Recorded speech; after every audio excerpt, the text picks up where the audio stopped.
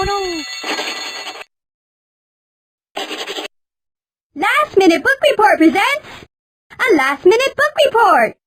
So, this is like a spooky book, The Strange Case of Dr. Jekyll and Mr. Hyde by Robert Louis Stevenson. It's London, like a long time ago, and this little kid is running home when this totally shady dude jumps her and pounds her like, ha! Stop, stop, stop! And this other dude saw the whole thing, and he rats the shady dude out to a lawyer named Utterson, and he tells him the shady dude's name was Mr. Hyde. And Utterson's like, dun dun dun! Because he wrote a last will and testament for this important doctor dude named Dr. Jekyll, and he left everything to Mr. Hyde, and that's really creepy. So Utterson asked Jekyll's friend Lanyon if he's seen him, and he hasn't, so Utterson hangs out by the door where the shady dude disappears, and when he sees him, he's like, are you Mr. Hyde? And he's like, whoa, how'd you know? 'Cause you're a shady dude. And he's like, yes, I am.